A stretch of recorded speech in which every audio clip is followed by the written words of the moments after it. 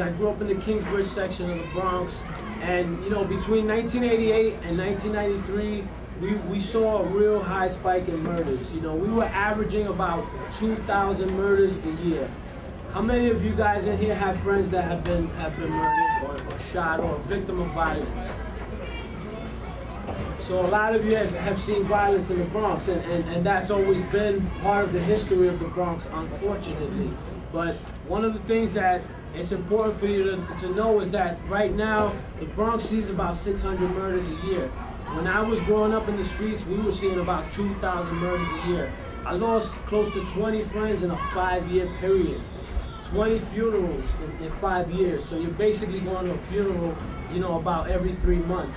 And these were guys I loved.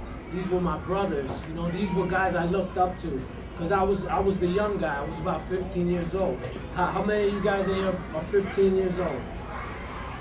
So I was your age, and my mother left the Bronx when I was 15. And as hard as she tried to drag me with her, I wouldn't go. This was my home, and my neighborhood became my family, and I stayed behind. So at 15 years old, I was on my own, and I had to figure out how I was gonna eat, how I was gonna survive, and what I was gonna do.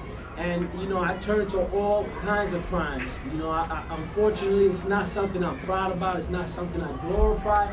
But I was involved in everything from robbing stores to being a car thief to involved with a big drug ring and a gun running ring. And all of those things had a tremendous effect on me because all of those things that I did, I watched my friends become victims of. So if I sold drugs, I saw friends of mine becoming drug addicts. If I sold guns, I saw friends of mine being murdered by guns.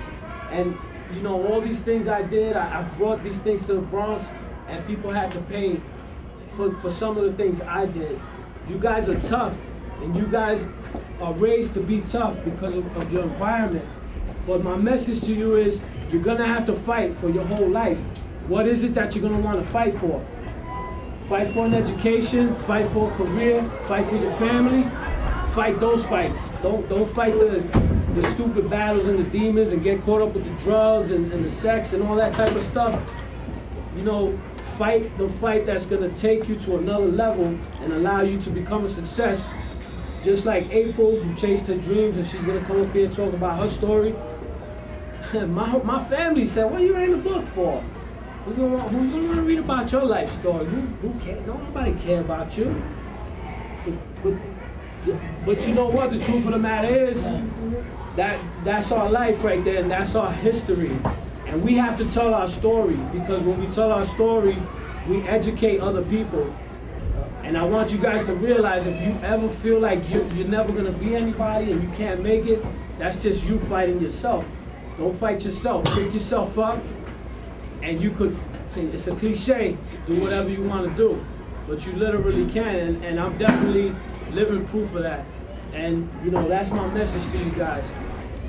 As a motivational speaker, I hope to accomplish just giving back. You know, I've gained so much as a child, as an adult. Just, I've been so blessed to work with so many people who have molded me into the person, into the woman that I am now, and that's the best blessing you can give to someone, is just give back your blessings. And it just takes that one person, that one child, or that one woman or man to come up to you and say, because I heard your story, you inspired me. I can get up every day now. And that's what it's all about. It's just about giving back.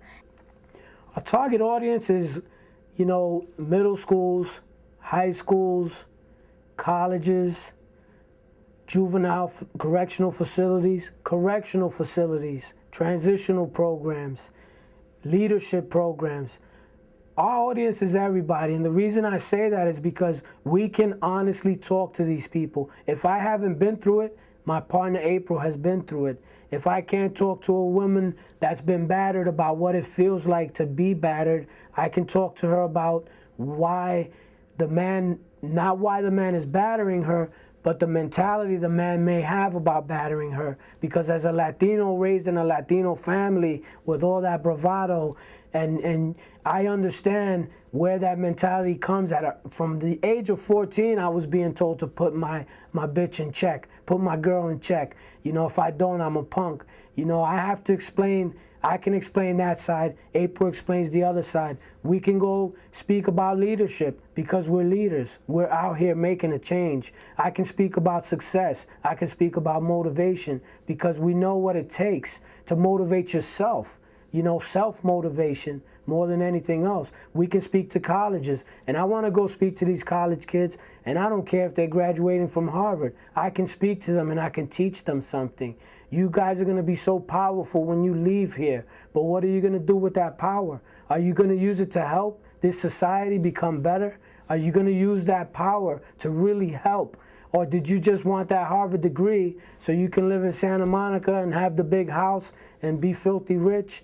I want to put that question in front of them because, again, we want to make them think about it. What is your next stop when you leave Harvard? Are you going to save a life? Are you going to help anybody? Or are you just going to be an empty shell?